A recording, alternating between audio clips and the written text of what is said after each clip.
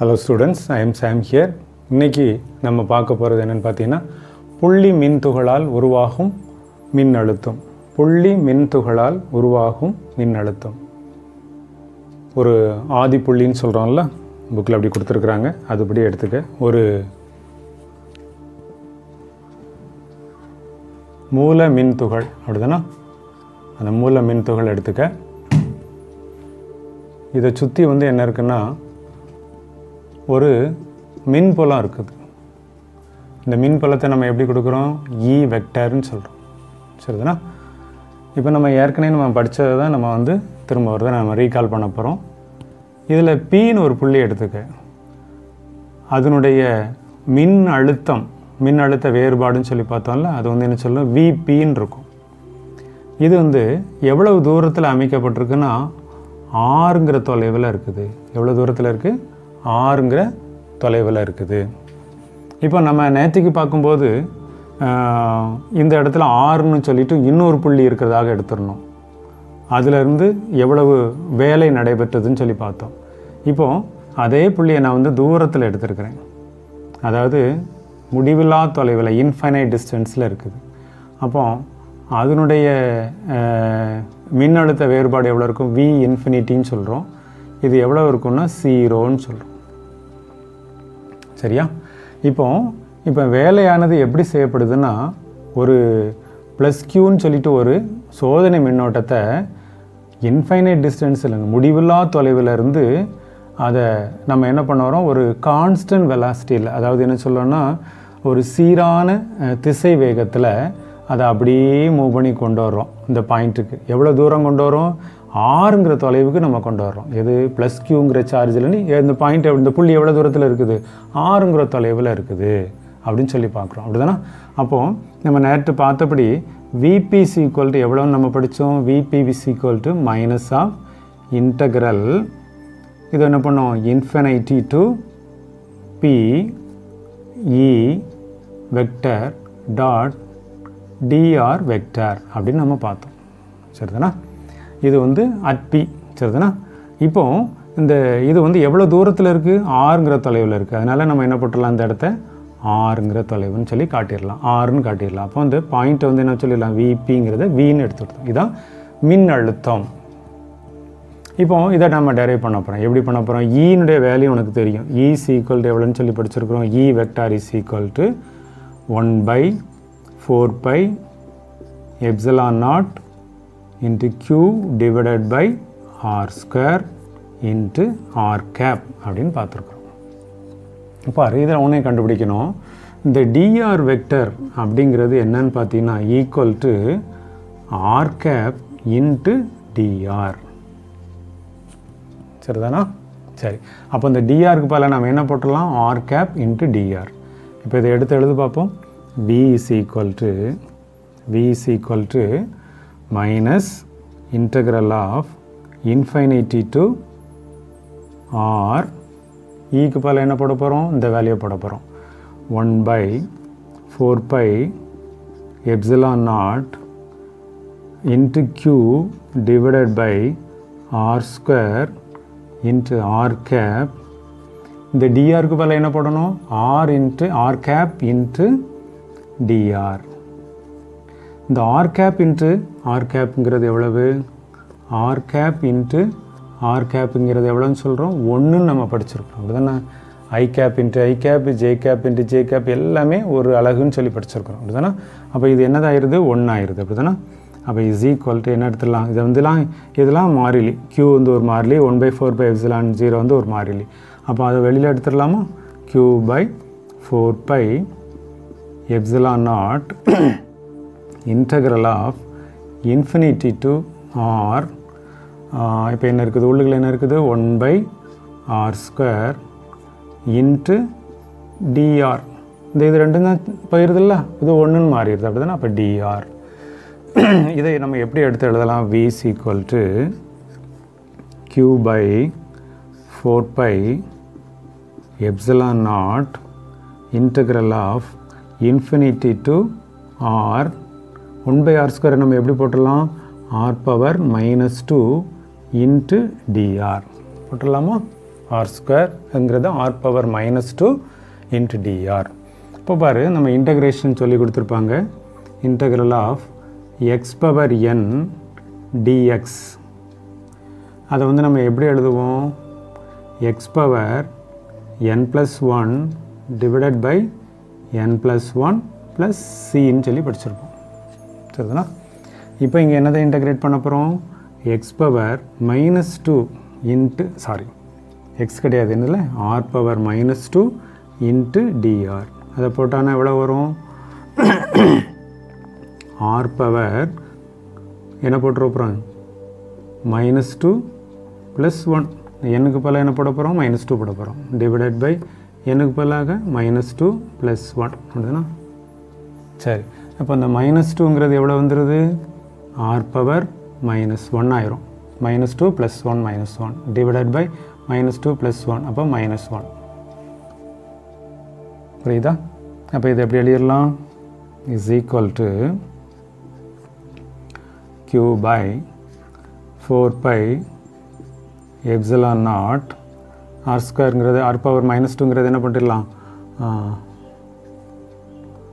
R power -1 divided by -1 limits apply பண்ணணும். அப்படி தானே?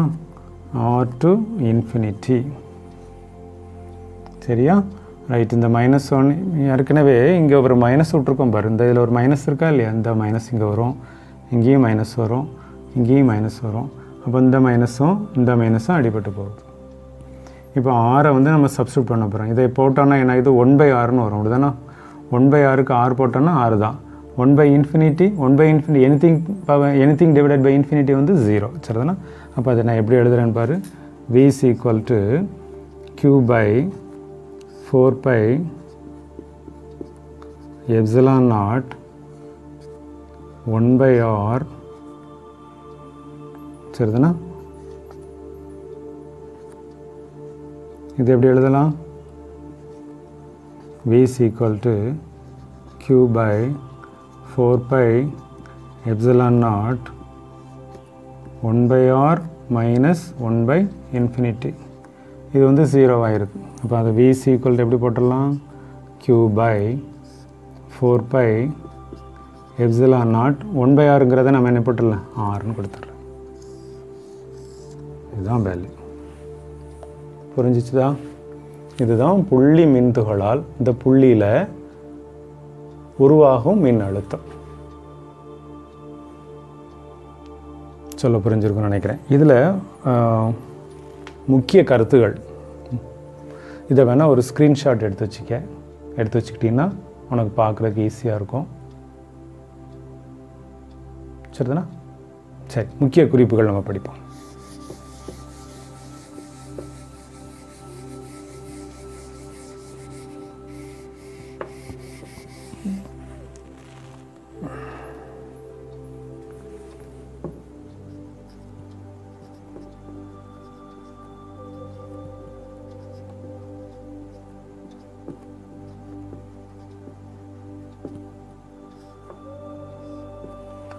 ஒன்று, இப்போ நம்ம பார்த்தோம் அந்த வேல்யூ என்ன பார்த்தோம்னா b is equal to q divided by 4 pi epsilon naught rன்னு பார்த்தோமா இல்லையா? இந்த qங்கிற வேல்யூ இருக்குல்ல, q வந்து பாசிட்டிவாக இருக்குன்னா என்னச்சு? q வந்து பாசிட்டிவாக இருக்குது. இப்போ எனக்கு வந்து பாசிட்டிவ் தானே, ப்ளஸ் தான் இருக்குது. இப்போ இந்த வேல்யூ ஆறுங்கிறது என்ன சொல்லும்? இந்த தூரம்னு சொல்லி படித்தோம் இல்லையா? அந்த ப்ளஸ் க்யூவுக்கும் அந்த பாயிண்ட் புள்ளி பிக்கும் இடப்பட்டுள்ள தூரம்னு சொல்லி படித்தோம்ல, அந்த தூரம் ஆர் வந்து இன்க்ரீஸஸாக இருக்கணும். இப்படி கூடிக்கிட்டே வருதுன்னு வச்சுக்கிங்க. இந்த மாதிரி போடுறேன், இன்க்ரீஸ் ஆகுது.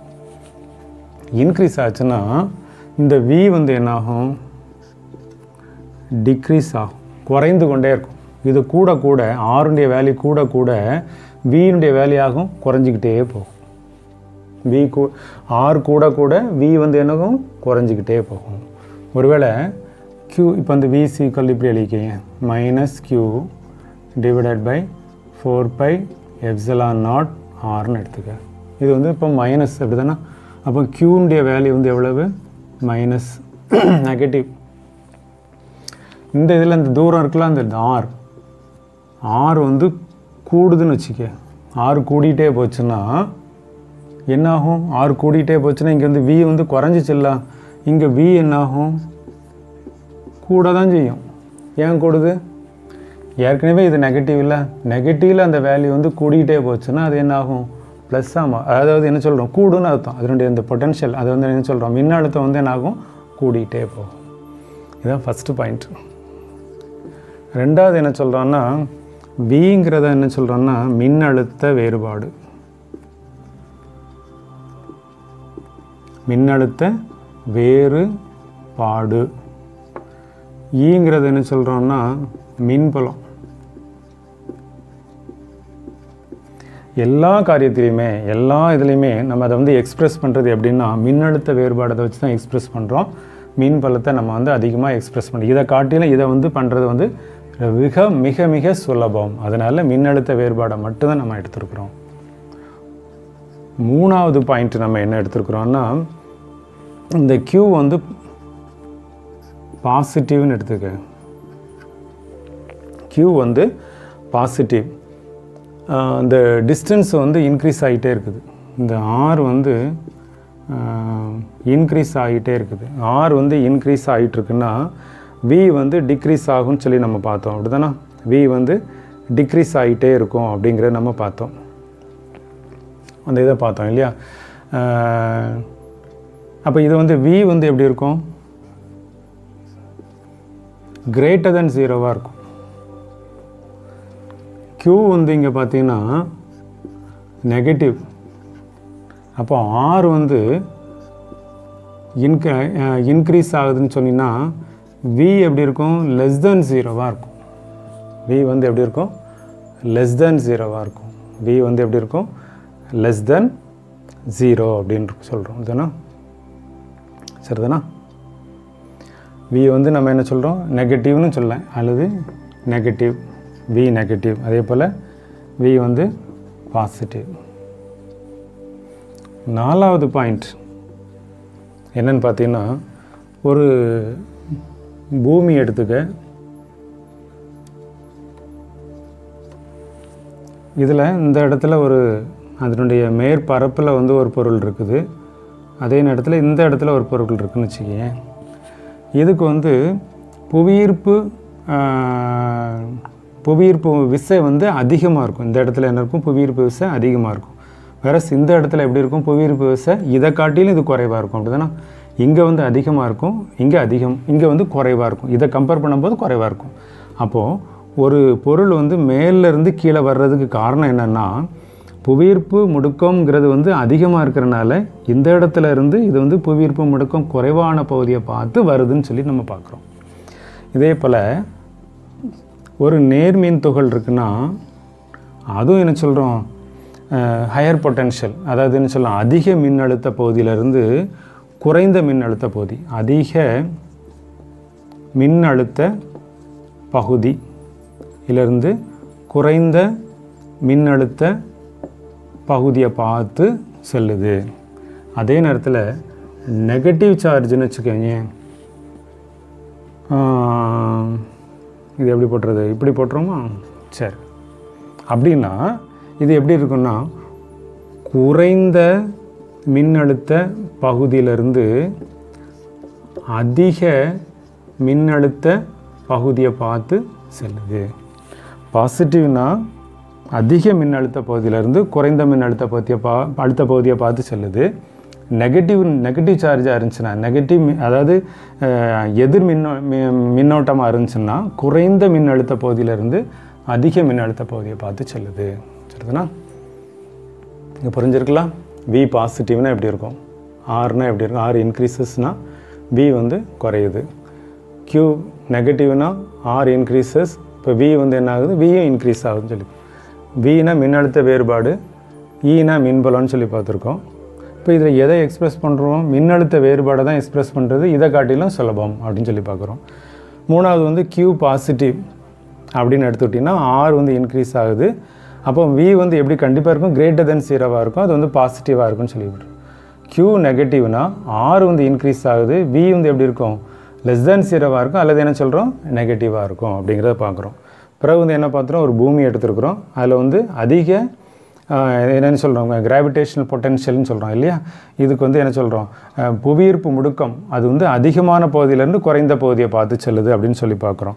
அதே போல் சிமிலர்லி ஒரு நேர்மின் துகளை எடுத்துக்கிட்டோம்னா அதிக மின்னழுத்த பகுதியிலேருந்து குறைந்த மின்னழுத்த பகுதியை பார்த்து செல்லுது. எதிர் மின்னோட்ட பகுதின்னு என்ன எடுத்தோன்னா குறைந்த மின்னழுத்த பகுதியிலேருந்து அதிக மின்னழுத்த பகுதியை பார்த்து செல்லுதுன்னு சொல்லிட்டு நம்ம பார்க்குறோம். சரிதானா. இதுக்கு வந்து நம்ம வந்து சிம்பிளாக நம்ம படிக்கிறதுக்கு வந்து ஒரு சில எக்ஸாம்பிள்ஸை வந்து நான் உனக்கு சொல்கிறேன் பாரு. இதை எடுத்துக்க, இந்த மாதிரி ஒரு லைன் எடுத்துக்க. இந்த லைனில் இதில் வந்து ஒரு பாசிட்டிவ் சார்ஜ் எடுத்துருக்குது. இது வந்து Pன்னு எடுத்துக்க இந்த புள்ளியை. இதை வந்து என்ன சொல்கிறோம் Qன்னு எடுத்துருக்கோம். இந்த புள்ளியை வந்து என்ன சொல்கிறோம்னா Rன்னு எடுத்துருக்குறோம். இப்போ இதில் வந்து அதனுடைய மின்னழுத்த வேறுபாடு எப்படி இருக்கும், Vpன்னு சொல்கிறோம்.